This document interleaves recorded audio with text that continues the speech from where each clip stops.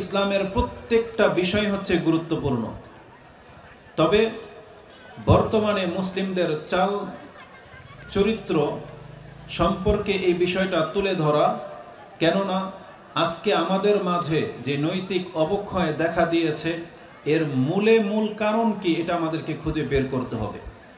এই সম্পর্কে আমরা একটু দিক নির্দেশনা দেব যে কি করে একজন ব্যক্তির চরিত্র ঠিক হতে পারে, কি করে একজন ব্যক্তি অন্যের উপর থেকে জুলুম করা থেকে বেঁচে থাকতে পারে, এবং কিভাবে একজন ব্যক্তি প্রকৃত অর্থে আল্লাহর বান্দা হতে পারে, এটার মূলে কি আছে সেদিকে আমরা যাব। তার আগে আমি অনুরোধ করব যারা শ্রোতা হিসাবে এসেছেন, যেই কোনো বৈঠকের একটা হক আছে, সেই হকটাকে আপনি আদায় করবেন।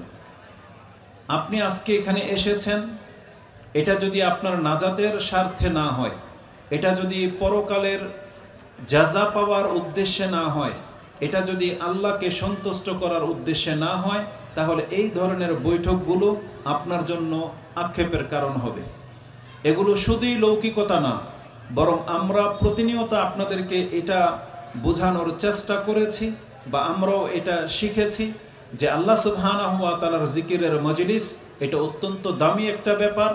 এখানে যারা উপস্থিত হয় আল্লাহ তাদেরকে ক্ষমা করে দেন, এই সম্পর্কে স্পষ্ট হাদিস রয়েছে। আমরা সেদিকে যাব না, কারণ আমার হাতে সময় মাত্র 50 মিনিট, আর আমি আমার মূল বিষয়টাকে ফুটিয়ে তুলতে গেলে আমাকে অনেক অ্যাঙ্গেলে কথা বলতে হবে। এজন্য আমি বিনা ভূমিকায় আমি আমার মূল বিষয়ের দিকে ফিরে আসতে চাচ্ছি। তাই আপনাদের কাছে আমার অনুগ্রহ, যারা এসেছেন আল্লাহ আপনাদেরকে উত্তম প্রতিদান দান করুন। যারা ব্যস্ততা রেখে এই পরিবেশে বসেছেন, যদিও চেষ্টা করা হয়েছে কর্তৃপক্ষ থেকে যে একটা আরামদায়ক পরিবেশ হোক, কিন্তু আল্লাহ সুবহানাহু ওয়া তাআলার ফয়সালাই চূড়ান্ত। যদিও কুয়াশার কারণে হয়তো এগুলোকে কি বলে, ওশ যেটা আমরা বলি, শিশির ঝরতেছে এবং মেঝেটা একটু ভিজে স্যাঁতস্যাঁতে হয়ে আছে, এটার জন্য আমরা আন্তরিকভাবে দুঃখিত এবং আল্লাহর কাছে এর জাযা কামনা করি। আল্লাহ যেন আমাদের প্রত্যেককে উত্তম জাযা দান করেন, বলেন আমিন। তা আমি অনুরোধ করব, যারা দাঁড়িয়ে আছেন এই বাম পাশটা অনেকটাই খালি আছে, কষ্ট করে যদি এই পাশে চলে আসতেন তাহলে অন্যরা হয়তো আস্তে আস্তে এদিকে আসবে। আর আপনারা যারা এই প্যান্ডেলের ভিতরে বসেছেন, আমি আপনাদেরকে অনুরোধ করব, যদি কারো একান্ত ব্যস্ততা থাকে আপনি এখন আপনার ব্যস্ততার জন্য উঠতে পারেন, আর না হয় আপনি ধৈর্য ধারণ করে একটু বসেন। কারণ আমার কাছে আজকের বিষয়টা যেটা আমার জন্য গুরুত্বপূর্ণ এবং আপনার জন্য গুরুত্বপূর্ণ, এই দিক থেকে আলেম বহু আছে, বক্তব্য বহু আপনি নেটে পাবেন, কিন্তু আমরা যদিও ছোট, কিন্তু কিছু কিছু চিন্তা আছে, কিছু কিছু বক্তব্যের ধরন আছে যেগুলো থেকে আমরা খুব বেশি উপকৃত হই, এবং যখন নিজে সেটাকে উপকার হিসেবে বুঝতে পারি তখন চেষ্টা করি এটা জাতির কাছে পেশ করার। এবং আমি আশা করি আমি আপনার বড় কোনো কল্যাণ করে হয়তো দিতে পারবো না, তবে আমি আশা করি যে বিষয়টা আমি যেভাবে আপনার কাছে পেশ করব এটা আপনার অন্তরকে অনেকটাই প্রশান্ত করবে। এবং আমি আশা করি এইভাবে আপনি হয়তো ভাবেননি। সেটা কি? সেটা হচ্ছে যে পরকাল তো সত্য, নাকি সত্য নয়? এটা প্রত্যেকটা মুসলিম বিশ্বাস করি যে পরকাল সত্য। পরকাল যে সত্য, এটা যে আপনি আমি বিশ্বাস করে নিয়েছি, কি হবে পরকালে এইটা নিয়ে কয়জনে ভাবেন? পরকালে আল্লাহর সামনে দাঁড়াতে হবে, বিষয়টাকে আপনি এমনভাবে নিয়েছেন যেমন আল্লাহকে আপনি হয়তো পিতার সমতুল্য মর্যাদাও দেননি, আপনি হয়তো বড় ভাইয়ের সমতুল্য মূল্যও দেননি, আপনি হয়তো একজন বিচারকের রূপেও আল্লাহকে আপনি দেখতে পান না, আল্লাহ সুবহানাহু ওয়া তাআলার রাগ সম্পর্কে হয়তো আপনার জ্ঞান নেই, আপনি আল্লাহ সুবহানাহু ওয়া তাআলার ইলম, আল্লাহ সুবহানাহু ওয়া তাআলার ক্ষমতা, পরকালের জবাবদিহিতা সম্পর্কে আমরা এতটা বেশি উদাসীন যে কোরআন হাদিসে যেই জিনিসটাকে সবচেয়ে বেশি জোরালো পেশ করা হয়েছে আর মুসলিম জাতি সেই জিনিসটাকে সবচেয়ে হালকাভাবে নিয়েছে। যার ফলে রেজাল্ট কি?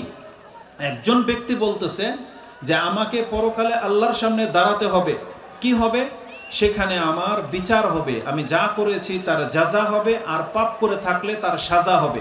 এটা আপনি মুখে বলতেছেন, কিন্তু আপনার দুঃসাহসিক দেখে আশ্চর্য লাগে, মানুষের এত বড় হিম্মত হয় কিভাবে, যেখানে একটা সিসিটিভি ক্যামেরা থাকলে একজন ব্যক্তি ক্যাশে হাত দেয় না, চুরি করে না। কেন? ক্যামেরা লাগানো আছে। একটা দারোয়ান থাকলে কেউ সে বাগানে ঢোকার সাহস করে না। একটা পুলিশের ভয়ে সেই এরিয়াতে কেউ চোর সহসা ঢুকতে সাহস করে না। এটা তার ঈমান, এটা তার বিশ্বাস। এটা কেমন বিশ্বাস? যে আমি আল্লাহকে বিশ্বাস করি, আল্লাহ আমাকে দেখছেন, পরকালে প্রত্যেকটা কাজের বিচার হবে, কিন্তু আমাদের আমলে কোনো পরিবর্তন নাই। তাহলে বোঝা যাচ্ছে যে আমাদের পরকালের বিশ্বাসে ঘাটতি আছে।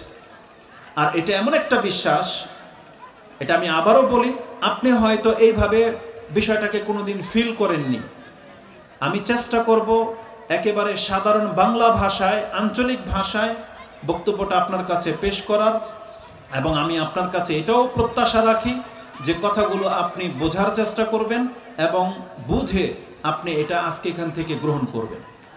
তা আমার দাবি হবে, পরকাল যে সত্য, এটা যদিও আমরা চোখে দেখতে পাই না, কিন্তু আল্লাহ সুবহানাহু ওয়া তাআলা এমন কিছু দিক নির্দেশনা আপনাকে আমাকে দেখিয়েছেন, সেটা চোখে দেখার মতো স্পষ্ট।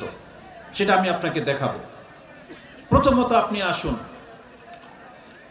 কোরআন হাদিসে ঈমান সংক্রান্ত যত কথা বলা হয়েছে তার মূল বিষয়গুলো বলা হয়েছে। যেমন আল্লাহর প্রতি বিশ্বাস, ফেরেশতাদের প্রতি বিশ্বাস, পরকালের প্রতি বিশ্বাস, কোরআনের প্রতি বিশ্বাস, রাসূলগণের প্রতি বিশ্বাস, ভালো মন্দ তাকদীরের প্রতি বিশ্বাস, এগুলো হচ্ছে মূল। এগুলো বিশ্বাস করা এটা প্রত্যেকটা মুসলিমের উপরে ফরজ, সেটা পুরুষ হোক আর নারী হোক। এই ঈমানের বিষয়গুলোতে কোনো ব্যক্তি যদি তার অন্তরকে সঠিক করতে না পারে, বিশ্বাসটাকে জোরালো করতে না পারে, তাহলে এই ব্যক্তি কিয়ামতের মাঠে সবচেয়ে বেশি ক্ষতিগ্রস্ত হবে। আর কোরআনে তাকে বলা হয়েছে, যারা ঈমানের বিষয়গুলোকে বিশ্বাস করে না তারা সুস্পষ্ট, মানে বহু দূরে বিভ্রান্ত হয়ে আছে, গুমরা, বহু দূর পথহারা হয়ে আছে। সেই সম্পর্কে কোরআনের একটা আয়াত আপনি নিতে পারেন, যেটা আল্লাহ সুবহানাহু ওয়া তাআলা সূরা নিসা 4 নম্বর সূরার 136 নম্বর আয়াতে উল্লেখ করেছেন। সেখানে আল্লাহ সুবহানাহু ওয়া তাআলা ঈমানদারদেরকে বলেছেন, ইয়া আইয়ুহাল্লাযীনা আমানু আমিনু বিল্লাহি ওয়া রাসূলিহি, তোমরা ঈমান আনো আল্লাহ এবং তার রাসূলের প্রতি। এইভাবে এই আয়াতটা নাজিল হয়েছে। আমি আপনাকে আয়াত সম্পর্কে ডিটেলস বলি যে এখানে যারা বিশ্বাস করে না তাদের সম্পর্কে আল্লাহ কথাটাকে কিভাবে বলেছেন। আল্লাহ সুবহানাহু ওয়া তাআলা বলেন, ইয়া আইয়ুহাল্লাযীনা আমানু আমিনু বিল্লাহি ওয়া রাসূলিহি, তোমরা আল্লাহর প্রতি এবং তার রাসূলের প্রতি ঈমান আনো। ওয়াল কিতাবিল্লাযী নাযালা আলা রাসূলিহি, যেই কিতাবটি তার রাসূলের উপরে মানে কোরআন নাজিল করা হয়েছে, সেই কোরআনের প্রতি ঈমান আনো। ওয়াল কিতাবাল্লাযী আনজালা মিন ক্বাবলু, এবং যে কিতাবটি এই কিতাবের আগে নাজিল হয়েছে, এই কোরআনের আগে যে কিতাবগুলো যেমন তাওরাত, জাবুর, ইনজিল, এগুলোর প্রতি আমাদেরকে ঈমান আনতে বলা হয়েছে। তারপরে আল্লাহ সুবহানাহু ওয়া তাআলা বলেছেন, যারা ঈমানী বিষয়গুলোর সাথে কুফরি করবে, মানে ঈমান আনবে না, তারা সুদূর বিভ্রান্তিতে আছে। যেমন আল্লাহ বলেছেন, ওয়ামাই ইয়াকফুরু বিল্লাহি, যারা আল্লাহকে অস্বীকার করবে, ওয়া মালাইকাতিহি, ফেরেশতাদেরকে অস্বীকার করবে, ওয়া কুতুবিহি ওয়া রুসুলিহি ওয়াল ইয়াউমিল আখির, এই 5টা বিষয়কে এখানে বলা হয়েছে। আল্লাহ, ফেরেশতা, রাসূল, কিতাব আর হচ্ছে পরকাল। এই 5টা বিষয়কে যারা অস্বীকার করবে, মেনে নেবে না, আল্লাহ সুবহানাহু ওয়া তাআলা বলেছেন, ফাকাদ দাল্লা দালালাম বাঈদা, সেই ব্যক্তি সুদূর বিভ্রান্তিতে আছে, যেটা আপনি সূরা নিসার 136 নম্বর আয়াতে পেয়ে যাবেন। তার মানে যেই ব্যক্তি পরকালে বিশ্বাসী না, সেই ব্যক্তি সুদূর বিভ্রান্তিতে আছে। এখন আমাদের দাবি, আমরা যারা এখানে আছি, যে আমরা সবাই পরকালে বিশ্বাসী, আর এগুলো হচ্ছে ঈমানের মূল। এই আয়াতের মধ্যে 5টা কথা আছে, যদিও আমরা জানি ঈমানের রুকন হচ্ছে 6টা, যেমন সেটা হাদিসে স্পষ্ট হয়েছে। অত দূরে যেতে হবে না আপনাকে।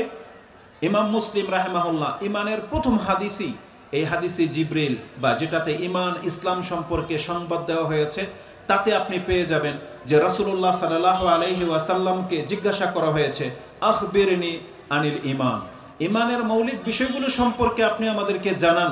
তখন রাসূলুল্লাহ সাল্লাল্লাহু আলাইহি ওয়াসাল্লাম বলেছেন, আল ঈমান আন তুমিনু বিল্লাহ, আন তুমিনা বিল্লাহি ওয়া মালাইকাতিহি ওয়া কুতুবিহি ওয়া রাসূলিহি ওয়াল ইয়াউমিল আখির ওয়া তুমিনা বিল কদরি খাইরিহি ওয়া শাররিহি, এবং তুমি ঈমান আনবে তাকদীরের প্রতি, সেটা ভালো হোক বা মন্দ হোক, এটা লিখিত আছে, এই তাকদীরের প্রতি তুমি ঈমান আনবে। তাহলে মুসলিমের প্রথম হাদিসের মধ্যে এই 6টি ঈমানের পিলারের কথা বলা হয়েছে। কোরআনও এইভাবে একাধিক, একটা আয়াতের মধ্যে 5টি, আবার বিভিন্ন আয়াতে তাকদীরের কথা মিলে মোট 6টা ঈমানের পিলারের কথা আলোচনা করা হয়েছে। আমি খুব সংক্ষিপ্তভাবে আপনাকে এই দিকে নিয়ে যাই। আমি জানি যে এই 6টা বিষয়কে আপনিও মানেন, কিন্তু আপনি হয়তো খেয়াল করেননি এই 6টা ঈমানের মাঝে সব থেকে গুরুত্বপূর্ণ যেই 2টা ঈমান মানুষের চরিত্রকে সোজা করতে পারে, যেই 2টা ঈমান মিথ্যুককে সত্যবাদী বানাতে পারে, যেই 2টি ঈমান হত্যাকারীকে সৎ ব্যক্তি বানাতে পারে, জালেমকে উত্তম চরিত্রের লোক বানাতে পারে, বেনামাজিকে নামাজি বানাতে পারে, বেপরদাসীনকে পর্দাসীন করতে পারে, যে 2টা ঈমান, তার একটা হলো আল্লাহর প্রতি ঈমান আর পরকালের প্রতি ঈমান।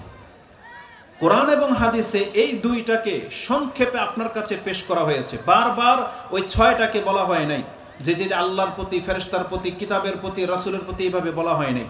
এই 6টা ঈমানের মাঝে আল্লাহ 2টা জিনিস উল্লেখ করেছেন, আর যেই ব্যক্তি এই 2টা বিষয়ের প্রতি ঈমান আনবে, আশা করা যায় তার মাথা থেকে পা পর্যন্ত সব সোজা হয়ে যাবে। আর সেই 2টা ঈমান হচ্ছে আল্লাহর প্রতি ঈমান আর পরকালের প্রতি ঈমান। আল্লাহর প্রতি ঈমানের মধ্যে আল্লাহর ফেরেশতা, আল্লাহর কিতাব, আল্লাহর রাসূল সব চলে আসবে।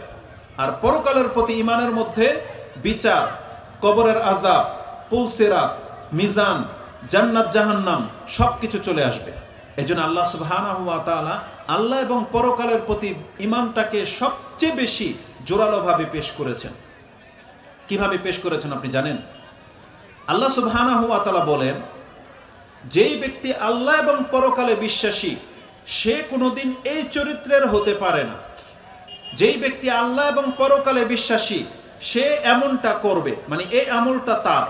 এইভাবে কোরআন হাদিসের একাধিক বর্ণনার মধ্যে আল্লাহ এবং পরকালের বিশ্বাসটাকে জোরালোভাবে পেশ করা হয়েছে। যেমন একটা আয়াত নিয়ে নেন, কোরআনে আল্লাহ সুবহানাহু ওয়া তাআলা বলেছেন, লা তাজিদু কওমান ইউমিনুনা বিল্লাহি ওয়াল ইয়াউমিল আখির ইউয়াদ্দুনা মান হাদ্দাল্লাহ ওয়া রাসূলা।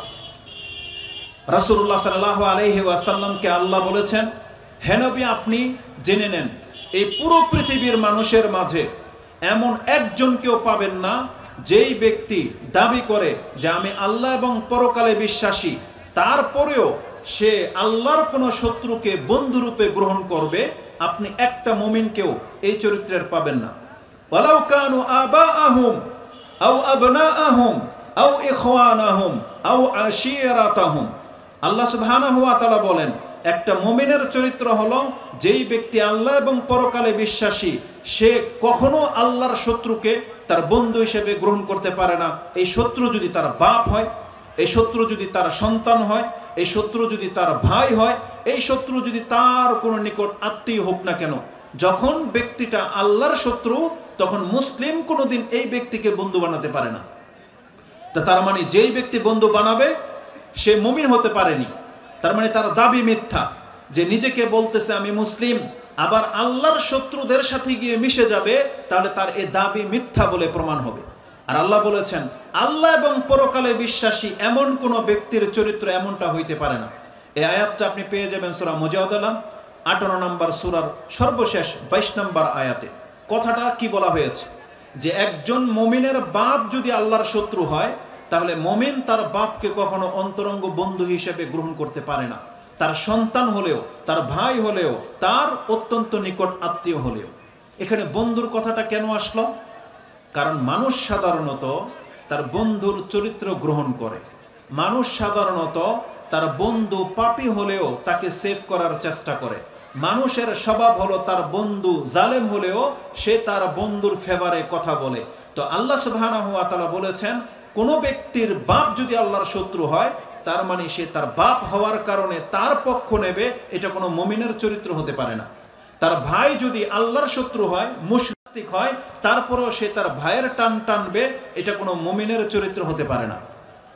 আর আমাদেরকে এই আয়াত, আমি নিজে যখন এটা আপনার কাছে বলতেছি আপনার কাছে হালকা মনে হচ্ছে, আয়াতটা হচ্ছে কোরআনের আয়াত, কিন্তু এই আয়াতকে আপনি আমাদের সমাজের প্রেক্ষাপটে রাজনীতিক নেতাদের পক্ষে দেখেন, ফিট করে দেখেন, যারা সমাজের মাতাব্বর তাদের ক্ষেত্রে ফিট করে দেখেন, আপনার চারপাশের সেই সমস্ত জালেমদের সাথে ফিট করে দেখেন, আপনার আমার চরিত্র কি।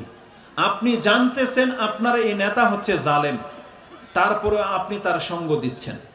আপনি জানতেছেন আপনার এই সন্তান হচ্ছে নেশাখোর, জুয়ারি, আপনার সন্তান হচ্ছে খুনি, তারপরে একজন বাপ তার সন্তানকে সাপোর্ট করে, তার ঘরে আশ্রয় দেয়।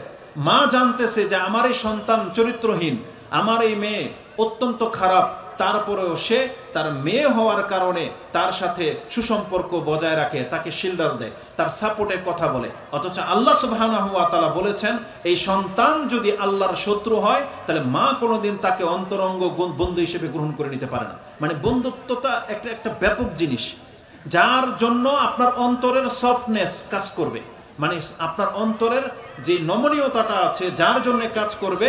আল্লাহ বলেছেন কোন মুমিনের অন্তর কোন কাফের কোন জালেমের জন্য নমনীয়তা কাজ করার কথা না, যদি সে আল্লাহ এবং পরকালে বিশ্বাসী হয়। তার মানে আজকে আমরা যারা মুসলিমদের থেকে বেশি গুরুত্ব দেই কাফেরদেরকে, যারা সৎ ব্যক্তির চেয়ে বেশি গুরুত্ব দেই কোনো অপরাধীকে, কোনো পাপীকে, কোনো জালেমকে, আপনাকে আমাকে বুঝতে হবে যে আমি আর আপনি ধর্ম বুঝিনি, আল্লাহর আনুগত্য বুঝিনি, আল্লাহর ভালোবাসা বুঝিনি, আল্লাহর বন্দিগি বুঝিনি। যদি বুঝতাম তাহলে কখনো একটা বেনামাজি আপনার বন্ধু হইতে পারতো না। কখনো একজন জালেম যে হত্যা করে, চুরি করে, অন্যেরটা জবরদস্তি করে, সে কোনোদিন আপনার বন্ধু হতে পারে না। কিন্তু যখন দেখা যায় যে আপনাদের একসাথে ওঠা বসা, একসাথে চলাফেরা, একসাথে সবকিছু, তাদের সাথে আত্মীয়তা, তাদের সাথে সমস্ত অনুষ্ঠান, কিন্তু আপনি বুঝতে পারেননি যে এটা কোনো ইমানদারদের পরিচয় হইতে পারে না। একটা জালেমের সাথে চললে আপনার পরিচয় জালেমই হবে, একটা মুশরিকের সাথে চললে আপনার পরিচয় মুশরিকই হবে।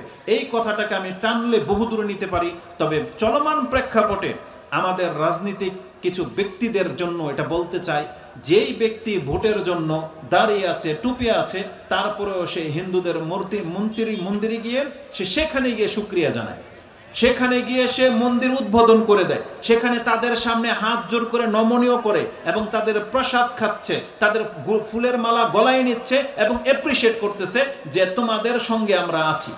বোঝেন? অথচ আল্লাহ কি বলেছেন?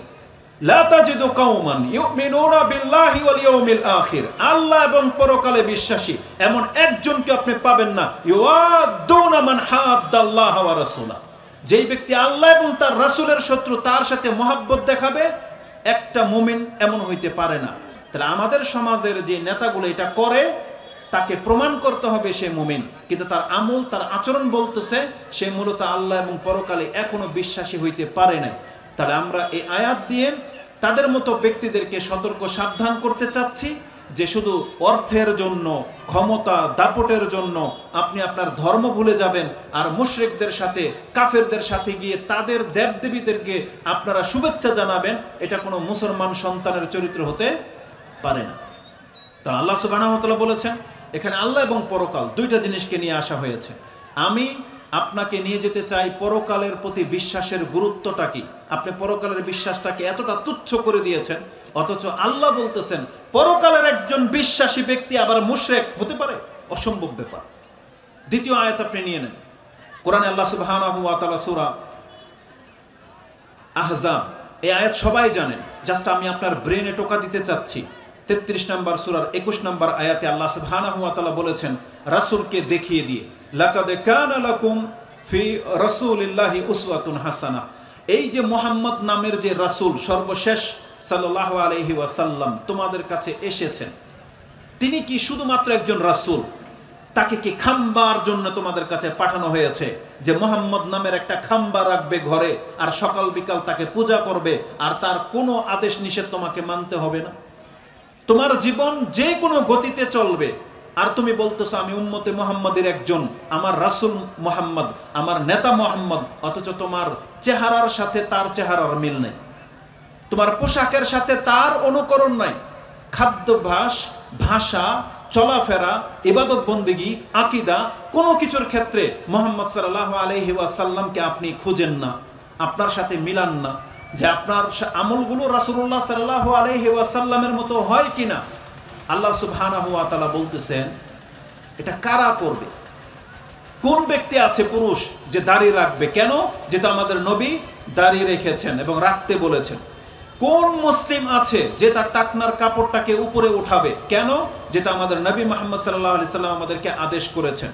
কোন মহিলা আছে যে এটাকে অনুসরণ করবে, যে আমাদের নবী আমাদেরকে পর্দার সাথে থাকতে বলেছেন, ঘরে অবস্থান করতে বলেছেন, জাহিলিয়াতের যুগের মতো আমাদেরকে প্রদর্শনী করতে নিষেধ করেছেন। এটা কারা করবে? কারা খাবারের সময় বিসমিল্লাহ বলে খায়, বসে খায়? কারা করবে? কারা তার আকীদাটাকে ঠিক করবে? কারা কোরআন পড়া শিখবে? কারা আল্লাহর পথ দেখবে, খুঁজবে? কারা? আল্লাহ বলেছেন লিমান কানা ইয়ারজুল্লাহ, যেই ব্যক্তি প্রত্যাশা রাখে যে আল্লাহর সামনে আমাদেরকে যেতে হবে, ওয়াল ইয়াউমাল আখিরা, আর যেই ব্যক্তি পরকালে বিশ্বাসী, ওয়া যাকারাল্লাহ কাসীরা, আর যেই ব্যক্তি আল্লাহর সামনে দাঁড়াতে হবে তাতে বিশ্বাসী। তাহলে পরকালের প্রতি বিশ্বাস এতটা সেন্সিটিভ যে এত বড় একটা কথা বলা হয়েছে যে রাসূলকে আজকে তারা অনুসরণ করে যারা আল্লাহ এবং পরকালে বিশ্বাসী। আপনি বিষয়টা কত গুরুত্বের সাথে নেন। হাদিসে কি আছে? এই যদিও এই হাদিসগুলো আপনারা জানেন, বুখারী মুসলিমের হাদিস। রাসূলুল্লাহ সাল্লাল্লাহু আলাইহি ওয়াসাল্লাম তিনি পরকালের বিশ্বাসটাকে এমনভাবে আমাদের কাছে পেশ করেছেন, তিনি বলেছেন যে কালা রাসূলুল্লাহ সাল্লাল্লাহু আলাইহি ওয়াসাল্লাম মান কানা ইউমিনু বিল্লাহি ওয়াল ইয়াউমিল আখির, যেই ব্যক্তি আল্লাহ এবং পরকালে বিশ্বাসী সেই ব্যক্তি কোনোদিন প্রতিবেশীকে কষ্ট দিতে পারে না। ফালা ইউজি জারাহু, সে তার প্রতিবেশীকে কষ্ট দিতে পারে না। তার মানে এমন মুসলিম যে আল্লাহ এবং পরকালে বিশ্বাসী তারপরও তার প্রতিবেশীকে কষ্ট দেবে, তাহলে সে মূলত পরকালে বিশ্বাসী হতে পারেনি। রাসূলুল্লাহ সাল্লাল্লাহু আলাইহি ওয়াসাল্লাম বলেছেন মান কানা ইউমিনু বিল্লাহি ওয়াল ইয়াউমিল আখির ইউকরিদ দাইফা, সে যেন তার মেহমানকে সম্মান করে। যেই ব্যক্তি সম্মান করা জানে না তার মানে সে পরকালে বিশ্বাসী না। রাসূল বলেছেন মান কানা ইউমিনু বিল্লাহি ওয়াল ইয়াউমিল আখির ফালিয়াকুল খায়র আও লিয়াসমুত, যেই ব্যক্তি আল্লাহ এবং পরকালে বিশ্বাসী সে যেন তার জবান দিয়ে ভালো কথা বলে অথবা সে চুপ করে বসে থাকবে। এই হাদিসটা বুখারী এবং মুসলিম। তার মানে আল্লাহ এবং পরকালের বিশ্বাসীদের চরিত্র অন্যদের মতো হবে না। একজন ব্যক্তি আল্লাহতে বিশ্বাসী না, পরকাল বলে তার কোনো জাযা পাবে তার কোনো আশা নাই, এই ব্যক্তির চরিত্র কোনোদিন মুসলিমের মতো হতে পারে না। একটা মুসলিম পরকালে বিশ্বাসী, তার চরিত্র কেমন হবে? সে সম্পদ নষ্ট করবে দূরের কথা, রাস্তার মধ্যে এমন কোনো বস্তু পড়ে থাকতে সে দেখবে না যেই জিনিসটি অন্যের ক্ষতি করতে পারে। একজন মুসলিম হাঁটছে আর এমন একটা বস্তু পড়ে আছে যেটা দ্বারা কোনো ব্যক্তি ক্ষতিগ্রস্ত হওয়ার আশঙ্কা আছে, পড়ে যেতে পারে, কাটা লেগে যেতে পারে, টায়ার পাংচার হয়ে যেতে পারে, কোনো ব্যক্তির বড় ধরনের ক্ষতি হতে পারে, ইলেকট্রিসিটির তার পড়ে আছে, গর্ত রয়েছে, একটা মুসলিম সেটা দেখেছে। রাসূল সাল্লাল্লাহু আলাইহি সাল্লাম বলেছেন কিয়ামতে বিশ্বাসী একটা মুসলিম কোনোদিন এটাকে এড়িয়ে যেতে পারে না। কারণ সে জানে যে আমি আল্লাহর কাছে জাযা পাবো, এটা নেকি আমার আল্লাহর কাছে রয়েছে। সেই ব্যক্তি কোনোদিন এটাকে ইগনোর করতে পারে না। ইসলামের যে কোনো টুকিটাকি বিষয় সে কখনো এটাকে হালকা করে ভাবতে পারে না, কারণ সে আল্লাহ এবং পরকালে বিশ্বাসী। তার মানে আমি বোঝাতে চাচ্ছি পরকালের বিশ্বাসটা খুব সেন্সিটিভ, এটা মানুষের চরিত্রকে চেঞ্জ করে দিবে। একজন ব্যক্তি পরকালে বিশ্বাসী আবার মিথ্যা বলবে, এটা হইতে পারে না। এটা কাদের চরিত্র? মুনাফিকদের চরিত্র। যেই মুনাফিকের অন্তরে পরকাল বলে কোনো বিশ্বাস নাই, সে মিথ্যা বলতে পারে। একটা ব্যক্তি ওয়াদার খেলাফি করবে, এটা কার হতে পারে? যে পরকালে বিশ্বাসী না। কিন্তু যে পরকালে বিশ্বাসী সে কোনোদিন কারো সাথে খেয়ানত করতে পারে না, ধোঁকা দিতে পারে না। কারণ রাসূলুল্লাহ সাল্লাল্লাহু আলাইহি ওয়াসাল্লাম বলেছেন যে যারা পরকালে বিশ্বাসী তাদের চরিত্র এই রকম হয়। যেমন আল্লাহ সুবহানাহু ওয়া তাআলা কোরআনে বলেছেন যে যারা গায়েবে বিশ্বাস করে, পরকালের বিচার সম্পর্কে বিশ্বাস করে, তাদের চরিত্র এরকম হয়। কোরআনের কত আয়াত আপনি নেবেন সেখানে দেখে নেন। তো এইভাবে আমি যেটা বোঝাতে চেয়েছি, ইমানের ক্ষেত্রে দুইটা জিনিসকে সব থেকে বেশি জোরালো পেশ করা হয়েছে। তার একটা হচ্ছে আল্লাহর প্রতি ঈমান, আর একটা হচ্ছে পরকালের প্রতি ঈমান। এই পরকালের প্রতি ঈমান আপনি জানেন কতটা গুরুত্বপূর্ণ। যার অন্তরের মধ্যে পরকালের বিশ্বাসটা একবারে চূড়ান্তভাবে গেঁথে গেছে, এই ব্যক্তির এই বিশ্বাসের কারণে জান্নাত পেয়ে যাবে। জানেন, রাসূলুল্লাহ সাল্লাল্লাহু আলাইহি ওয়াসাল্লাম থেকে একটা হাদিস মুসনাদে আহমদে রয়েছে, যেটা আপনি 6806 নম্বরে পেয়ে যাবেন, এবং মুসলিমে হাদিসটি আপনি পেয়ে যাবেন 4670। এটা হচ্ছে বিচার ফয়সালার অধ্যায়। আব্দুল ইবনে আমর ইবনে আস তিনি বলেন যে ক্বালা রাসূলুল্লাহ সাল্লাল্লাহু আলাইহি ওয়াসাল্লাম মান আহাব্বা আইয়ু জাহজাহা আনিন নার ওয়া ইউদখালাল জান্নাহ, যেই ব্যক্তি এটা পছন্দ করে যে কিয়ামতের মাঠে সমস্ত মানুষের মাঝে আমাকে জাহান্নাম থেকে দূরে রাখা হোক আর জাহান্নাম থেকে মুক্ত রেখে আমাকে জান্নাত দিয়ে দেওয়া হোক, এটা কে না পছন্দ করে? বিনা শাস্তিতে জান্নাত পাওয়া, এটা কে না পছন্দ করে? রাসূলুল্লাহ সাল্লাল্লাহু আলাইহি ওয়াসাল্লাম বলেছেন, যে এটা পছন্দ করে ফালতুদরিকুহু মানিয়াতুহু ওয়া হুয়া ইউমিনু বিল্লাহি ওয়াল ইয়াউমিল আখির, সেই ব্যক্তি যেন তার অন্তরটাকে এমন প্রস্তুত করে রাখে যে যখন মালাকুল মউত তার সামনে আসবে তখন তার পরিচয় যেন হয় আল্লাহ এবং পরকালে বিশ্বাসী। বুঝেন কথা? তার মানে আল্লাহ এবং পরকালে বিশ্বাসী ব্যক্তি যখন পথ চলে, তার সামনে যখন মালাকুল মউত আসবে, তখন তার আত্মাটা যখন নেবে, তখন তার পরিচয় যেন খাতার মধ্যে এটা লেখা হয় যে আমি যার আত্মাটা নিচ্ছি এই ব্যক্তি আল্লাহ এবং পরকালে বিশ্বাসী। এটা যেন হয়, এটা যেন আপনার অন্তরের ভিতরে অন্য কিছু যেন না থাকে, মুনাফিকি, কুফুরি, নাস্তিকতা, মুশরিক হওয়া, এগুলো যেন না থাকে। আল্লাহ এবং পরকালে বিশ্বাসী ব্যক্তির মর্যাদা এমন, এই অবস্থায় যদি তার আত্মা বেরিয়ে যায়, রাসূল বলেছেন তাকে বিনা শাস্তিতে জান্নাত দিয়ে দেওয়া হবে। আর তাকে কি করতে হবে? দেখেন, এই যে পরকালে বিশ্বাসী ব্যক্তির চরিত্র কেমন হয়, ওয়ায়াতি ইলান নাস মা ইউহিব্বু আইয়ুতা ইলাই, আর সে মানুষের সাথে ওই আচরণ, ওই রূপ নিয়ে আসবে যেটা সে অন্যের কাছে পছন্দ করে। তার মানে আপনি একজনের সাথে কথা বলবেন, আপনি চাচ্ছেন সে আপনাকে সম্মান দেখিয়ে কথা বলুক। আপনি কারো মেহমান হয়েছেন, আপনি চাচ্ছেন যে সে আমাকে রেসপেক্ট করুক, সম্মান করুক। আপনি কারো বাড়ির পাশে বাড়ি করেছেন, আপনি চান সে আপনাকে হেল্প করুক না আপনার ক্ষতি করুক, কোনটা চান? আপনি কি চান তার বাড়ির পানি আপনার বাড়িতে পড়ুক, তার গাছ আপনাকে ঘিরে রাখুক? আপনি কি চান যে তার বাড়ির গন্ধ আপনার বাড়িকে ছেয়ে যাক, আপনার বাড়ির থুতু তার বাড়িতে যাক? এটা কেউ পছন্দ করেন না। তাহলে রাসূল বলেছেন যে যেমনটা নিজের জন্য পছন্দ করে, তাহলে সে যেন তার ভাইয়ের সাথে ওই রূপ, ওই চরিত্র, ওই ভাষা যেন ব্যবহার করে, তাহলে এই ব্যক্তিকে আল্লাহ সুবহানাহু ওয়া তাআলা বিনা শাস্তিতে জান্নাত দেওয়ার ঘোষণা দিয়ে দিয়েছে।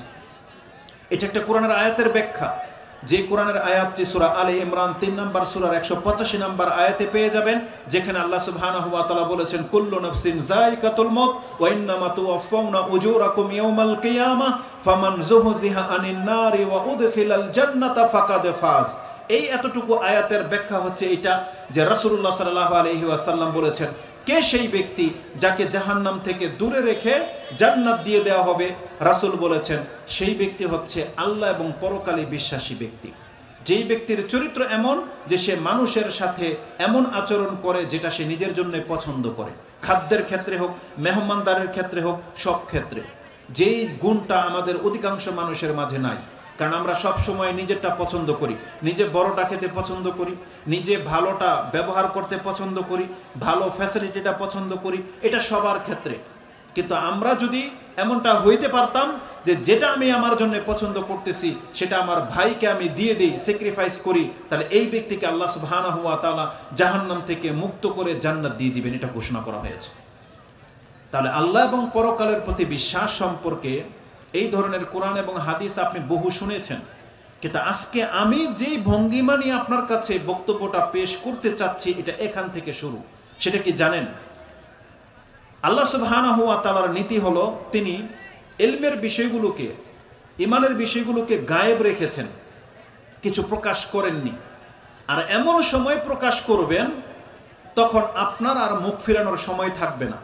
যেমন মালাইকা, ফেরেশতা রয়েছে, কেউ দেখেননি ফেরেশতা, কিন্তু প্রত্যেকটা ব্যক্তি আপনি ফেরেশতা দেখতে পাবেন, একদিন না একদিন দেখতে পাবেন। যেই দিন দেখে নেবেন, যারা ইমানদার সে জিতে যাবেন, আর যারা ইমান আনতে পারেননি সেই দিন ঠকে যাবেন। ওই ফেরেশতা দেখে নেওয়ার পর আপনার ঈমান আনলেও কাজ হবে না, 2 রাকাত নামাজ পড়তে চাইলেও কাজ হবে না। কারণ এটা এমন একটা মঞ্জার, এমন একটা গায়েবের বিষয়, এটা আল্লাহ প্রত্যেককে দেখাবে এবং আল্লাহ এটা দেখাবে তার জীবনের সর্বশেষ মুহূর্তে। এটা আল্লাহর ওয়াদা। কিন্তু আল্লাহ সুবহানাহু ওয়া তাআলা এটাকে গায়েব কেন রেখেছেন? আল্লাহ দেখতে চাচ্ছেন আল্লাহর কথার উপরে ভিত্তি করে কে না দেখেও বিশ্বাস করে তাদেরকে আল্লাহ মূল্যায়ন করতে চেয়েছেন। এখন এই যে গায়েব সম্পর্কে আপনার ঈমানটা কিভাবে তাজা হবে, কোরআন থেকে একটা নুকতা আজকে আমি আপনাকে দেখাবো। আমি বুঝতে পারতেছি যে এই অঞ্চলের মানুষ আর যারা মানে অনেক শিক্ষিত বা যারা গবেষক, যারা অনেক বড় বড় সার্টিফিকেটধারী, তাদের আর আমাদের বিবেক বুদ্ধির মধ্যে অনেক পার্থক্য আছে। তারপরে আমি সেই কথাগুলো আপনাদের কাছে কেন পেশ করতেছি, আমি আশা করি এই বিষয়টা আপনি বুঝতে পারলে আপনার মনে আজকে অনেকটা তৃপ্তি ফিল করবেন। যারা পরকালে বিশ্বাস করেন, আপনারা কি পরকালে বিশ্বাসী? আপনার এই বিশ্বাসটা আরো বেশি একিন হয়ে যাবে যখন আপনি স্বচক্ষে তার কিছু প্রমাণ দেখতে পাবেন। এটা আপনার অন্তরের প্রশান্তির কারণ হবে। কারণ ইসলামের একটা নীতি হলো, যখন চোখে দেখা জিনিস আর শোনা জিনিস এক হয় না। আপনি যখন নিজের চোখে কোনো কিছু ঘটতে দেখবেন, এটার প্রতি আপনার যে ঈমান বেড়ে যাবে, সেটা শোনা কথায় কোনোদিন হবে না। তারপরেও এটা মুমিনদের গুণ যে মুমিনরা শুনে শুনে আল্লাহ এবং পরকালে বিশ্বাসী হয়েছি। যেই দিন আল্লাহ নিজের চোখে দেখিয়ে দিবেন, সেই দিন আপনি বুঝতে পারবেন যে আমাদেরকে যে সংবাদটা দেওয়া হয়েছিল সেটা কতটা চূড়ান্ত সত্য ছিল। কোরআনের একটা আয়াত আমি প্রথম আপনার কাছে পেশ করেছি। কোরআনের একটা আয়াত, যেহেতু সময় শেষ, আমি এবার আমার মূল থিমটা আপনার কাছে পেশ করি। কোরআনে আল্লাহ সুবহানাহু ওয়া তাআলা সূরা ইয়াসিন 36 নম্বর সূরার 36 নম্বর আয়াতে বলেছেন, সুবহানাল্লাযী খালাকাল আজওয়াজা কুল্লাহা মিম্মা তুমবিতুল আরদ ওয়া মিন আনফুসিহিম ওয়া মিম্মা লা ইয়ালামুন। আল্লাহ বলেছেন, তিনি সেই সত্তা, পবিত্র তিনি, যিনি সব কিছুকে জোড়া জোড়া সৃষ্টি করেছেন, যা কিছু জমিন থেকে উদ্গত হয়, তোমাদের মধ্য থেকে, এবং এমন কিছু থেকে যা তোমরা জানতে না। এই আয়াতের মধ্যে এমন একটা নুকতা বলে দেওয়া হয়েছে, যেই আয়াত সম্পর্কে আপনি আরও কয়েকটা আয়াত পাবেন। যেমন সূরা আয-যারিয়াত 11 নম্বর সূরা 49 নম্বর আয়াত, সূরা যুখরুফ 43 নম্বর সূরার 12 নম্বর আয়াতে পেয়ে যাবেন, সূরা আর-রাদ 13 নম্বর সূরার 3 নম্বর আয়াতে পেয়ে যাবেন। এইভাবে আল্লাহ সুবহানাহু ওয়া তাআলা একাধিক আয়াতে আমাদেরকে বোঝানোর চেষ্টা করেছেন যে এই পৃথিবীতে বান্দা যা কিছু আছে সব কিছুর জোড়া রয়েছে, যুগল রয়েছে। এই একটা ছোট্ট একটা পয়েন্ট মনে রাখেন। আমি সাধারণ বাংলায় আপনাকে বুঝি। আপনি একটা নাস্তিককে কিভাবে বুঝাবেন, একটা বিতর্ককারীকে, যে পরকাল যে আছে এটার সত্যতা কি? আল্লাহ সুবহানাহু ওয়া তাআলার কোরআনের এই আয়াতগুলো হচ্ছে এর সত্যতা। ওই আয়াতটা নিয়ে নেন। আল্লাহ কি বলেছেন? যে তিনি সেই সত্তা যিনি এই পৃথিবীতে যা কিছু আছে সব কিছুকে জোড়ায় জোড়ায় সৃষ্টি করেছেন। জোড়ায় জোড়ায় মানে বুঝেন, ডান এর বিপরীত কি? বাম। তার মানে ডানের বিপরীত বাম, ডান বাম মিলে হচ্ছে জোড়া, মানে বিপরীত দিক। যেমন এপিঠ এপিঠ, তাই না? পেট বলেন পিঠ, রাত সাদা, হাসি দুঃখ, সুখ দুঃখ, তাই না? আকাশ জমিন, জমিন যেমন জল স্থল আছে না? বার অল বাহার, কোরআনে আছে যে বাররিন ও বাহারিন। বার হচ্ছে শুকনা আর বাহার হচ্ছে পানি, মানে সমুদ্র। তেমনি আকাশ জমিন আপনি জানেন, চাঁদ সূর্য আছে না? প্রত্যেকটা জিনিস জোড়া, এটা তো সব জানেন। কিন্তু আরেকটা সূক্ষ্ম বিষয় আপনাকে বলি। আল্লাহ সুবহানাহু ওয়া তাআলা বলতেছেন প্রত্যেকটা ফল, প্রত্যেকটা গাছ, এগুলো জোড়া জোড়া, এগুলোরও নর পুরুষ রয়েছে। যেমন মানুষ জোড়া রয়েছে, মানুষ হচ্ছে যে পুরুষ, পুরুষের জোড়া কি? নারী মহিলা। যেমন আপনার জুতা, জুতা কয়টা হয়? দুইটায় এক জোড়া, তাই না? দুইটায় এক জোড়া। দুইটাই কি সেম সেম, নাকি ডান পা আর বাম পা পৃথক পৃথক হয়? কালার এক, তাই না? সাইজ এক, নমুনা এক, কিন্তু ডিজাইনটা ভিন্ন, একটা ডান পায়ের একটা বাম পায়ের। এখন একটা জুতা এখানে পরা আছে, আপনি যখন এখানে উঠে যাবেন, আপনি একটা জুতা হাতে পেয়েছেন, এখন আরেকটা খুঁজবেন। এখন ডান পায়েরটা পেয়েছেন, কোন পায়েরটা খুঁজবেন? এখন আপনি বলতেছেন আমার বাম পায়ের জুতাটা কোথায়? আপনি কি করে বুঝলেন যে আপনার বাম পায়েরটা মিসিং? কারণ আপনি বলবেন যে ডান পায়েরটা আমার হাতে। তার মানে যার কাছে ডান পায়েরটা আছে তার মানে সে জানে এর বিপরীতটা মিসিং। কি সেটা? বাম পায়েরটা মিসিং। তো আল্লাহ সুবহানাহু ওয়া তাআলা বলেছেন এই পৃথিবীতে যা কিছু সৃষ্টি করেছি সব জোড়ায় জোড়ায় সৃষ্টি করেছি। সেই কোরআনের আয়াতগুলো আমার সামনে আছে। আমি এদিকে কি বোঝাতে চেয়েছি? যারা বিজ্ঞানী, যারা গবেষক, যারা অমুসলিম তাদেরকে চিন্তা করা উচিত। সে একটা আপেল নেক, আপেল নিয়ে আমরা তো জাস্ট আপেল খেয়ে ফেলি। আপনি কোনোদিন ভাবেনও না যে আমি কি আপেল খেলাম, এটা পুরুষ আপেল না নারী আপেল, আপনি কোনোদিন ভাবেন না, এটা আমাদের ভাবার কাজও না। কিন্তু একটা বিজ্ঞানী কোরআনের এই আয়াতের উপরে পরীক্ষা নিরীক্ষা করে চেক করে দেখুক, সে এর সত্যতা পেয়ে যাবে যে এই আপেলটা হয়তো একটা পুরুষ আপেল, না হয় একটা নারী আপেল। সে পরীক্ষা করে পেয়ে যাবে। কারণ প্রত্যেকটা ফলের মধ্যে দুই ধরনের বিচি থাকে, কিছুটা বিচি পুরুষ বিচি আর কিছুটা নারী বিচি, যেগুলো থেকে নারী গাছ জন্মে, পুরুষ গাছ জন্মে। এমনকি ডিমের মধ্যেও পুরুষ এবং মহিলা ডিম রয়েছে, যেটা থেকে মোরগ হয়, মুরগি হয়। কিন্তু এটা একটা সূক্ষ্ম বিষয় যেটা আপনার আমার মতন ব্যক্তি, এমনকি মুহাম্মদ সাল্লাল্লাহু আলাইহি ওয়াসাল্লামের ব্যক্তি এটা জানার কথা না। কেন? কারণ তৎকালীন যুগে এর বিজ্ঞান আবিষ্কার হয়নি, এগুলোকে পরীক্ষা নিরীক্ষা করার মতো কোনো যন্ত্র মেডিসিন আবিষ্কার হয়নি যে একজন ব্যক্তি এগুলো দেখে পরীক্ষা করতে পারতো। এটা যদি স্রষ্টা না জানাতেন, পৃথিবীর কোনো ব্যক্তির দ্বারা এটা সম্ভব না এটা খুঁজে বের করা। অতএব যারা পরকালে বিশ্বাসী হবেন, আপনি আপনার এই দুনিয়ার জ্ঞানটাকে কাজে লাগান। আপনাকে আরেকটা নুকতা বলি, এই জীবনের পরে যে আবার আমাদেরকে উঠতে হবে, এটা আপনি এখান থেকে নিয়ে নেন। আল্লাহ বলেছেন না যে আমি সব কিছু জোড়ায় জোড়ায় সৃষ্টি করেছি? এটা কোরআনের মধ্যে আপনার মৃত্যুর ক্ষেত্রে প্রয়োগ হবে। মৃত্যুর ক্ষেত্রে সেটা কি? একটা সময় আমরা মৃত ছিলাম, এই যে আমাদেরকে জীবন দিয়ে দেওয়া হয়েছে, একটা জোড়া পুরা হয়ে গেছে। আবার যখন আমরা মরে যাব, এখন যারা আবার জীবিত হওয়াটাকে বিশ্বাস করে না, আল্লাহ এটা চ্যালেঞ্জ করেছেন যে আমি সব কিছুকে জোড়া জোড়ায় সৃষ্টি করেছি আর এটা আমি কি জোড়া পুরা করবই। একবার মৃত ছিলা, জীবন দিয়ে জোড়া করে দিয়েছি, এখন যখন মরে যাইবা তোমার এই মৃত্যুর পর জোড়া হওয়ার দাবি রাখে, আবার আমি তোমাকে জিন্দা করব। ওইবার জিন্দা হয়ে গেলে, দুইবার যখন জোড়া হয়ে যাবে, আল্লাহ বলেছেন এখন আর তোমাদের কারো মৃত্যু হবে না। জান্নাতে গেলেও মৃত্যু হবে না, জাহান্নামীদেরও মৃত্যু হবে না, কারণ মৃত্যু এবং জীবনের জোড়া পূর্ণ হয়ে যাবে। কোরআনে আল্লাহ সুবহানাহু ওয়া তাআলা এই দিকে ইঙ্গিত দিয়েছেন, যেটা আপনি সূরা বাকারা 2 নম্বর সূরার 28 নম্বর আয়াতে পেয়ে যাবেন। আল্লাহ বলেছেন কাইফা তাকফুরুনা বিল্লাহি ওয়া কুনতুম আমওয়াতান ফাআহিয়াকুম, কিভাবে তোমরা কুফরি করো অথচ তোমরা মৃত ছিলা, আমি আল্লাহ তোমাকে জীবন দিয়ে একটা জোড়া পুরা করে দিয়েছি।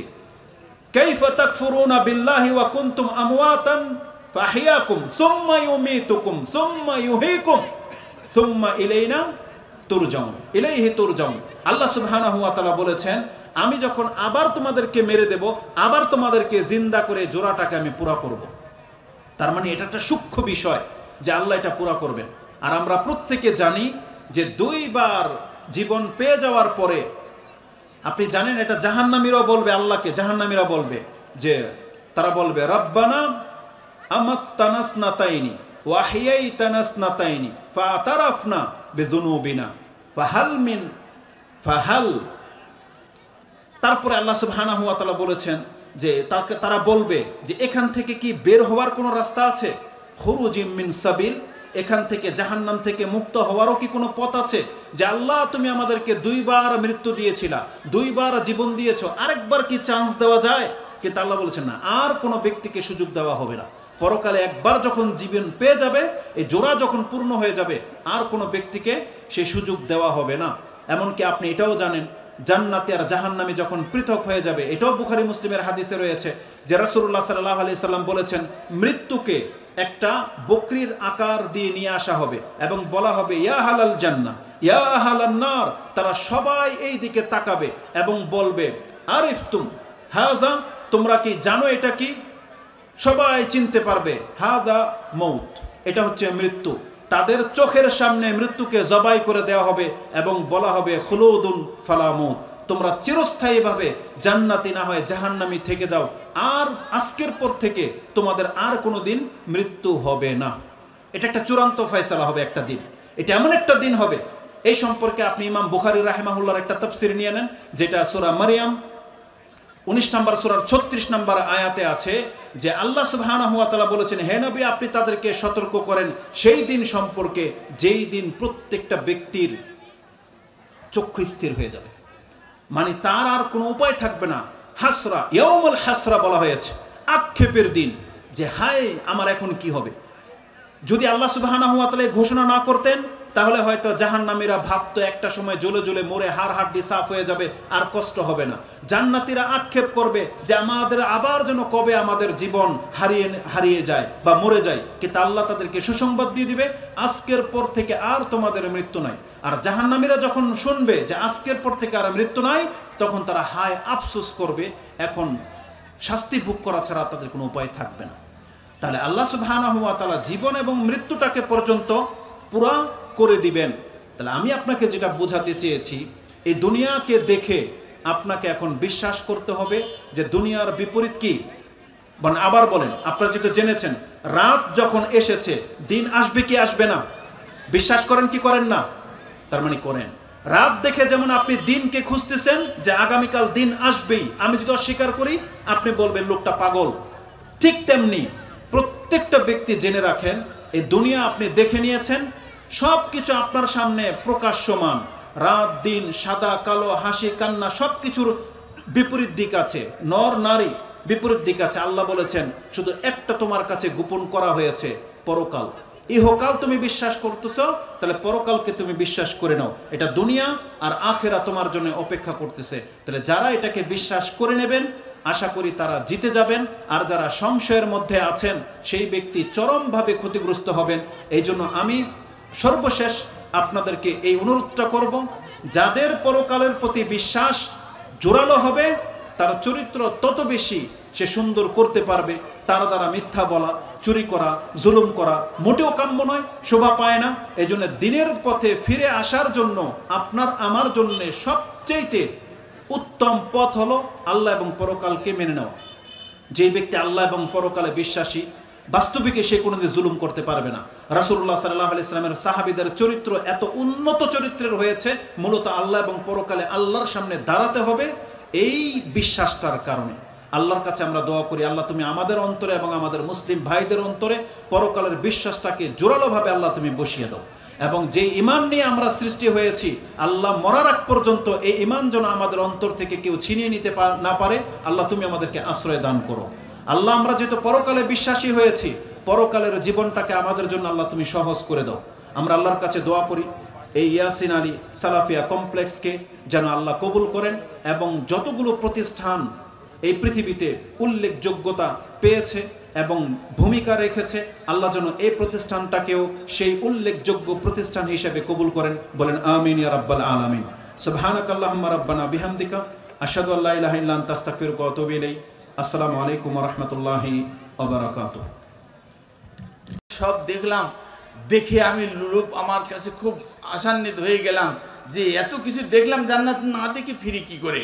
তা আমার সাথে জিবরাইল আলাইহিস সালাম আছেন। আমি বললাম, ইয়া জিবরাইল আদখুল জান্নাতা, আমি একটু জান্নাত ঘুরে দেখতে চাই, সুযোগ আছে? তো জিবরাইল আলাইহিস সালাম বললেন, না বালা, দুইভাবে রাওয়ায়াতে আসছে যে আসেন আমার সাথে।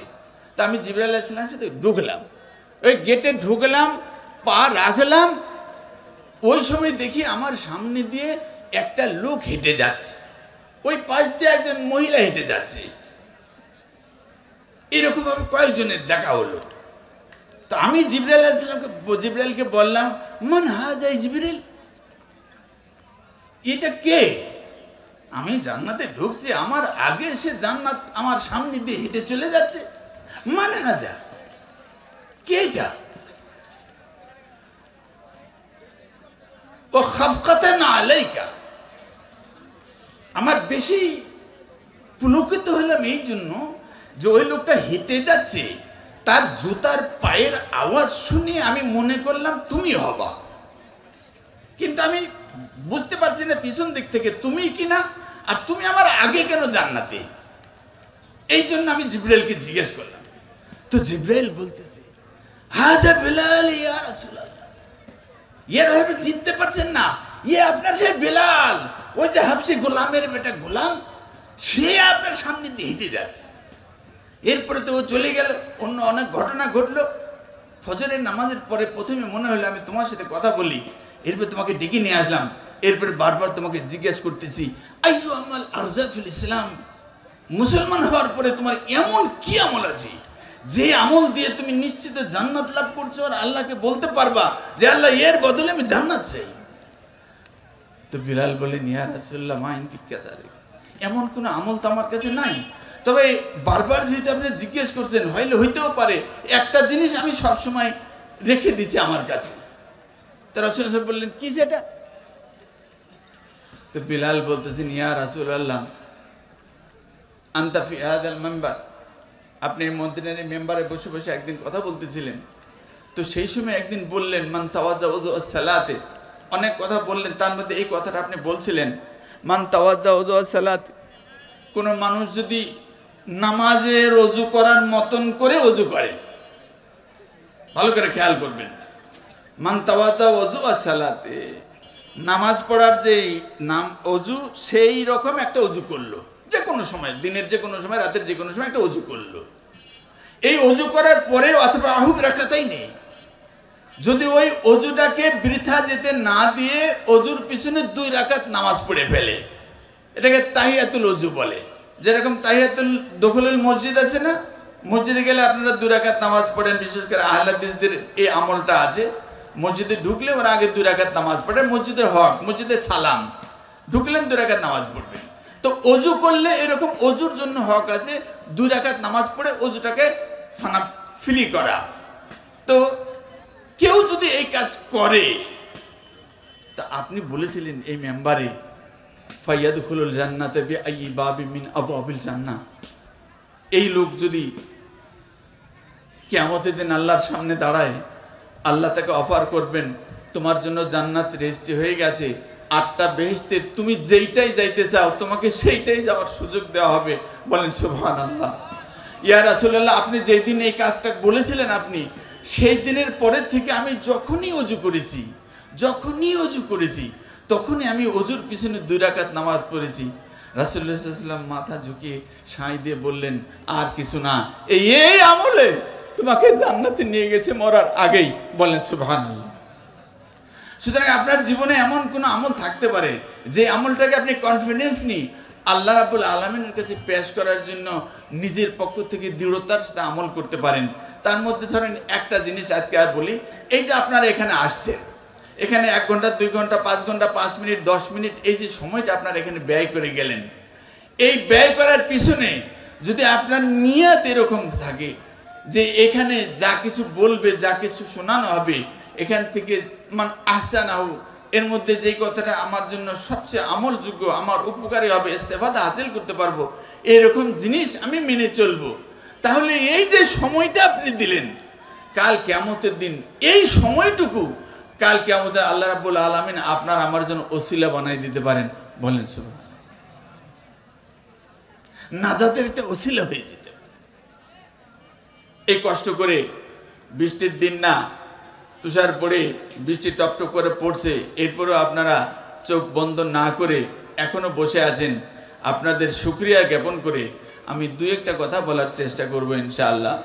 একটা আয়াত পড়েছি, আয়াতটার মানে হলো আল্লাহ রাব্বুল আলামিন রাসূলুল্লাহ সাল্লাল্লাহু আলাইহি ওয়াসাল্লামকে ডাক দিয়ে বলছেন যে এই দুনিয়ায় কিছু মানুষ আছে তারা নাজাত পেয়ে যাবে, কিছু মানুষ আছে তারা নাজাত পাবে না।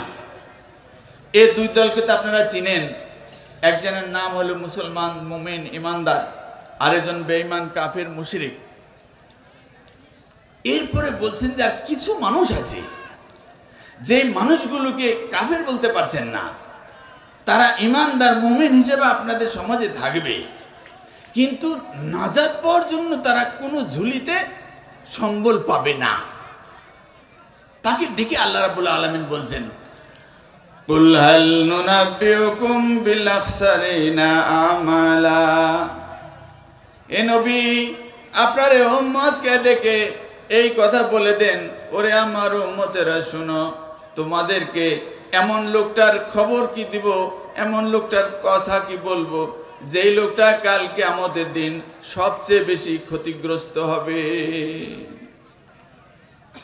এমন লোকের খবর কি দিব?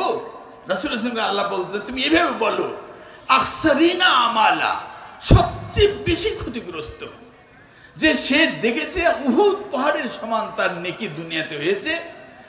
ফেরেশতারা তার এই নেকি দেখে আল্লাহ রাব্বুল আলামিনের কাছে গায়রাত করেছে, ইয়া আল্লাহ ইল্লাম ইয়ানজা হাযার রাজুল মাইয়ানজা, এই লোক যদি নাজাত পেয়ে জান্নাতে না যায়, আমাদের দপ্তরের ভিতরে এমন লিস্টে নাই যে লোক জান্নাতে যাবে। আর সেই লোকের এই দুরবস্থা আল্লাহ রাব্বুল আলামিন এভাবে বলবেন, তার এই দুরবস্থা দেখে ফেরেশতারা আশ্চর্য হয়ে যাবে। তো রাসূলুল্লাহ সাল্লাল্লাহু আলাইহি ওয়াসাল্লাম বলছেন, আপনি বলে দেন আকসারিনা আমালা, সবচেয়ে বেশি ক্ষতিগ্রস্ত কোন লোকটা হবে কিয়ামতের দিন? উত্তর আল্লাহ রাব্বুল আলামিন পরের আয়াতে দিয়েছেন, সূরা কাফের 3 নম্বর আয়াতের প্রশ্ন, 4 নম্বর আয়াতের মধ্যে আল্লাহ উত্তর দিয়েছেন কি, আল্লাযীনা দাল্লা সায়ুহুম ফিল হায়াতিদ দুনিয়া ওয়া হুম ইয়াহসাবুনা আন্নাহুম ইহসিনুনা সুনা। ওই মানুষগুলো হলো তারা যারা আমল করেছে ভুড়ি ভুড়ি, আমল করেছে কাড়ি কাড়ি, আমল করেছে জিন্দেগি ভর, আমল করতে করতে আমলের পাহাড় জমিয়ে ফেলেছে। কিন্তু দুর্ভাগ্য হলো এই লোকগুলোর যত আমল হয়েছে, এই আমলগুলো দুনিয়াতেই তারা শেষ করে দিয়েছে, দুনিয়ায় আমলের ফল তাদের ভোগ শেষ হয়ে গেছে। অথচ এই লোকেরা মনে করত, ওহুম, এই লোকেরা মনে করত ইয়াহসাবুনা আন্নাহুম ইহসিনুনা সুনা, যে তারা যা করছে এর চেয়ে আর ভালো কাজ দুনিয়াতে হতে পারে না। এই লোকগুলো কাল কিয়ামতের দিন সবচেয়ে বেশি দুর্ভাগা হবে, হতভাগা হবে।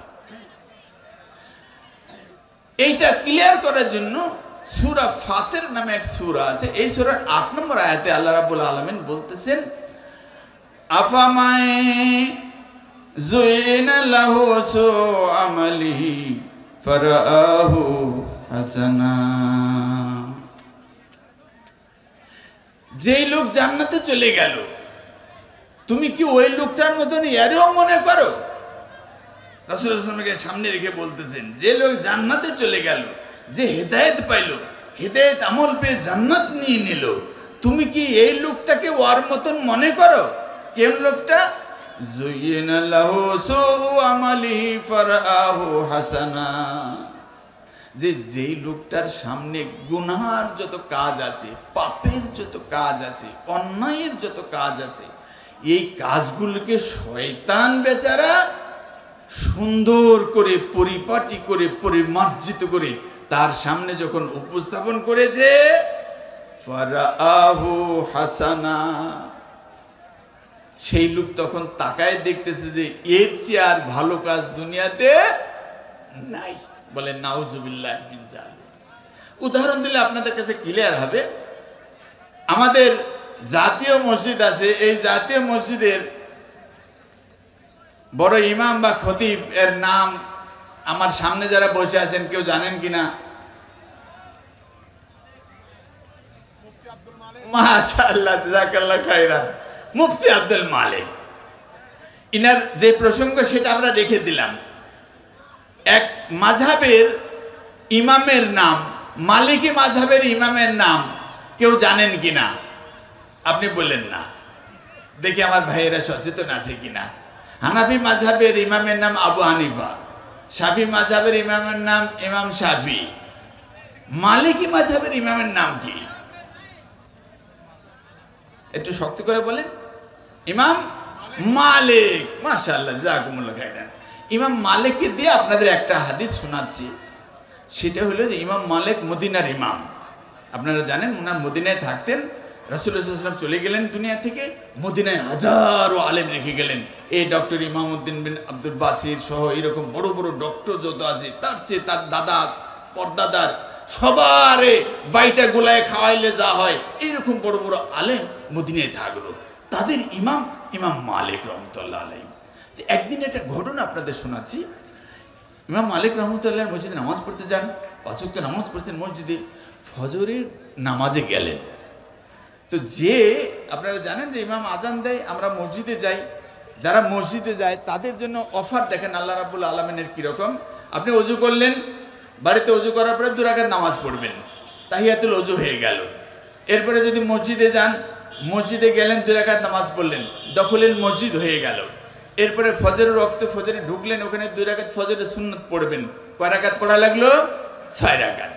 কিন্তু যারা জামাতে যায় মসজিদে, ওদের জন্য আল্লাহ রাব্বুল আলামিন নবীর মারফতে আমাদের অফার দিচ্ছেন যে সে অজু করেছে বাড়িতে, এরপরে গেছে মসজিদে, এরপরে এসে মসজিদে ঢুকে 2 রাকাত নামাজ পড়েছে ফজরের সুন্নাত। এই ফজরের যে সুন্নত পড়লো, ফজরের 2 রাকাত সুন্নত হয়ে গেল। মসজিদে ঢুকে যেহেতু পড়েছে, মসজিদে ঢুকার 2 রাকাত নামাজ হয়ে গেল। অজুর পরে যেহেতু ঘটনাটা ঘটতেছে, অজুরও 2 রাকাত হয়ে গেল। বলেন সুবহানাল্লাহ। এখন ওই দিনের ঘটনা যেটা, যে ফজরের আজান হয়ে গেল, মুসল্লিরা ঢুকে গেল, মুসল্লিরা নামাজ পড়ে 2 রাকাত নামাজ পড়ে বসে থাকে। ইমাম মুয়াজ্জিন একামত দেয়, ইমাম সাহেব দাঁড়ায়, বাকি নামাজ 2 রাকাত পড়ে বেরিয়ে চলে যায়। এখন এক লোক দেখতে হুজুর টাইপের, পাগড়ি পুগি আছে, হ্যাঁ, দরবেশ মানুষ এরকম মনে হচ্ছে। তো এই লোক মসজিদে ঢুকেছে, ওইভাবে 2 রাকাত নামাজ পড়ল। ইমাম সাহেব যতক্ষণ না দাঁড়িয়েছে, মুয়াজ্জিন যতক্ষণ একামত না দিয়েছে, ওই লোক নামাজ পড়েই যাচ্ছে। 2 করে 20 রাকাত পড়া হয়ে গেল। ইমাম মালিক রহমতুল্লাহ আলাইহি এখানে আছেন, সবাই 2 রাকাত করে, আমরাও এখনো আমাদের বাংলাদেশেও আমরা 2 রাকাত করে নামাজ পড়ি। ইমাম মালিক 2 রাকাত করে নামাজ পড়ে, অন্য মুসল্লিরা পড়ে, কিন্তু এই মুসল্লি ও 2 এর ভিতরে 2 আর 20, 22 রাকাত হয়ে গেল। তো ইমাম মালিক একটু উৎসুক হলেন। এরপরে নামাজের পরে বললেন, আলা মাকানিকা, হুজুর আপনি কোত্থেকে আসেন? আপনি তো চিনি না, তা আপনার সাথে একটু কথা আছে, যদি একটু বসে যান দয়া করে, একটু বসে যাবেন।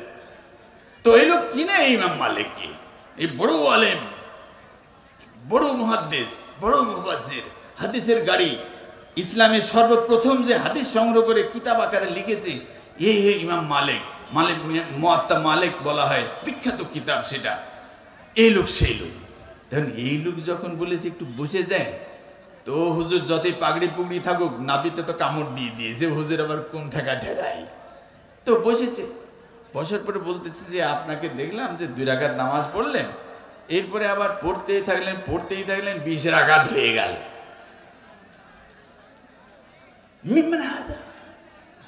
এইভাবে নামাজ পড়ার তরিকা কোথায় পাইলেন? আমরা তো পাইলাম না, কেউ তো পড়ে না। তো ওই লোক দেখলো যে ইমাম সাহেবের আমি যখন হাদিস দিয়ে বলবো যে ওই হাদিসে আছে, তো বলে দেবে এই হাদিস মৌজু, ওই হাদিসে আছে বলতে হাদিস জয়ীফ, ওই হাদিসে আছে বলতে ওই হাদিসে নাই। আমি তো তার সামনে দাঁড়াইতে পারবো না। তো এই চিন্তা ভাবনা করে দেখলো যে হুজুরের ঠেকাইতে হলে হুজুরগিরি করা লাগবে। তো ওই জন্য উনি একটা পাল্টা প্রশ্ন করলেন, হুজুর আপনার প্রশ্নের উত্তর আমি দেব, তো উত্তর দেওয়ার জন্য আমার একটা জিনিস জানার দরকার, তো সেটা আমি আপনারা একটু জানতে চাচ্ছি। তো বলছি বলেন। তখন ওই হুজুর ইমাম মালিকরে প্রশ্ন করতেছে যে আইয়ুআযিবুল্লাহু বিসসালাতে, আপনার কাছে আমার প্রশ্ন হলো যে নামাজ পড়ার কারণে আল্লাহ রাব্বুল আলামিন কাউকে শাস্তি দিবে, জাহান্নামে দিবে? প্রশ্ন বুঝছেন কিনা? উত্তর এখন যদি বলে যে না, আল্লাহ নামাজ পড়ার কারণে শাস্তি দিবে না, তা আমি তো 20 পড়েছি, 40 পড়লে ভালো ছিল। এর একটা উত্তর রেডি করে রেখেছে আর কি। তো বলছে আইয়ুআযিবুল্লাহু বিসসালাতে, নামাজ পড়ার কারণে আল্লাহ রাব্বুল আলামিন কাউকে জাহান্নামে দিবে, এমন কোন হাদিস কোরআন আছে আপনার কাছে? তো দেখলেন তো এই তো বড় ইমাম, দেখি আমি আর কি ইমাম, তার চেয়ে বড় ইমাম। তখন ইমাম মালিক রহমতুল্লাহ বলতেছেন, লা ইউআযিবুল্লাহু বিসসালাতি, কোরআন হাদিস যতদূর আপনার কাছে আছে আর আমার কাছে আছে, আমি এক মাযহাবের ইমাম হওয়ার পরেও, এই মদিনার ইমাম হওয়ার পরেও আমার কাছে যত হাদিস কোরআনের তাফসীর আছে, হাদিস আছে, তাতে আমি কোথাও পাইনি যে ইউআযিবুল্লাহু বিসসালাতি, নামাজ পড়ার কারণে আল্লাহ রাব্বুল আলামিন শাস্তি দিবেন, কোথাও পাইনি। ওয়ালাকিন, তবে শুনেন আরেকটা কথা আছে। কি কথা? বলছে ইউআযিবুল্লাহু বিখিলাফি রাসূলিল্লাহ সাল্লাল্লাহু আলাইহি সাল্লাম, আল্লাহ রাব্বুল আলামিন শাস্তি দিতে পারেন যদি কেউ নামাজ পড়তে যায় রাসূলুল্লাহ সাল্লাল্লাহু আলাইহি সাল্লামের খেলাফ নামাজ পড়েছে, বলেন সুবহানাল্লাহ। নামাজের কারণে শাস্তি হবে না, কিন্তু সে শাস্তি যদি রাসূলুল্লাহ সাল্লাল্লাহু আলাইহি সাল্লামের খেলাফ উল্টা নিয়মে সে নামাজ পড়ে, উল্টা ভাবে নামাজ পড়ে, তাহলে আল্লাহ রাব্বুল আলামিন তাকে শাস্তি দেবে। তখন তো বুঝতে পারলেন, ও তবা করে ওখান থেকে বিদায় হলো। আমি আপনাদের কাছে যে কথাটা আজকে বলতে চাইছিলাম, যদিও সময় কভার করবে না, বৃষ্টির পানি পড়তেছে মনে হচ্ছে এরকম, আপনারা এখনো ধৈর্যহারা হয়ে বসতে পারেন নাই, যেহেতু আমি সংক্ষেপে যে কথাটা শেষ করতে পারবো, একটু অনুরোধ করছি আরেকবার আপনারা বসার চেষ্টা করেন। তো এক জায়গায় যে এরকম হুজুররা বললেন, বিশেষ করে আহলে হাদিস হুজুররা কথায় কথায় ফতোয়া মেরে দেয়, এক জায়গায় ফতোয়া মেরেছে এইরকম, এই যে কুলখানি করে, মিলাদ পড়ে, এ সব বেদাত, করা যাবে না, গুনাহকারী হয়ে যাবে। তো আমার এই বিশ্ববিদ্যালয়ে এক প্রফেসর আমাকে ধরে বলতেছে, আপনি তো ওই আহলে হাদিসদের মাহফিলে যান টান দেখি, তা আপনার কাছে আমার একটা প্রশ্ন। কি প্রশ্ন? যে আপনাদের হুজুররা যে সমানে বেদাত বেদাত বানিয়ে সব শেষ করে দিল, তাহলে আমার দাঁত পাবো কোথায়? যে কি হয়েছে বলেন? তো বলছে যে এরকম এই মিলাদ আর কুলখানি এ সব নাকি বেদাত। আচ্ছা, আপনার কাছে আমার একটা প্রশ্ন, এই যে এই লোকগুলো বাবা মারা গেছে বা মা মারা গেছে বা কিছু হয়েছে, সেখানে যদি সে এরকম 7টা গরু জবাই করে 1000 মানুষের খাওয়ায়, তো এই কাজটা কি ভালো না খারাপ? এ কি গুনার কাজ হলো না নেকির কাজ হলো? আপনি আমাকে বলেন। এটা গুনার কাজ হলো। তো এখানে এসে যদি গান বাজনার আয়োজন করতো, যেরকম অনেক মানুষ জন্ম দিবস মৃত্যু দিবসে ঢোল তাবলা ঢাকা থেকে হায়ার করে প্লেয়ার এনে অনুষ্ঠান করে, সেটা কি ভালো ছিল? এরপরে আবার আমাকে প্রশ্ন করতেছে, সব জিনিসকে বেদাত বলতে হয় না। যে কেন? তো বলছে যে দেখেন, এই রাসূলুল্লাহ সাল্লাল্লাহু আলাইহি সাল্লাম যেই দেশে থাকতেন, ওই দেশে ফজলিয়াম আছে? আমাদের না, ওই যে ফজলিয়াম নাই। তো কাটিমন আমাদের ও তো নাই। তাহলে আপনার কাছে আমার প্রশ্ন হলো, এই ফজলিয়াম খাওয়া যাবে কিনা?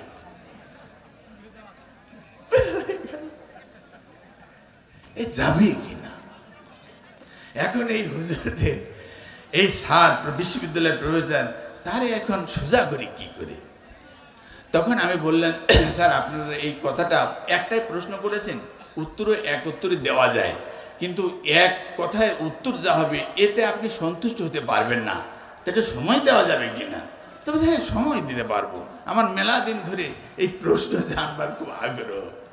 তাই আমি বললাম, শুনেন, এই সুন্নত আর বেদাত, একটা জিনিসের নাম সুন্নত, একটা নাম হলো বেদাত। একটা করা যাবে, করলে সওয়াব হয়, একটা করলে গুনাহ হয়, এইটা হলো বেদাতের সুন্নত। এইটা আগে বুঝেন, এরপরে যে বেদাত বলেছে সেটা পরে বোঝানো যাবে। আমরা এখানে মাহফিলে বসে আছি, এত তাড়াতাড়ি বুঝতে পারবো কিনা জানি না, সময় আমাদের হবে না।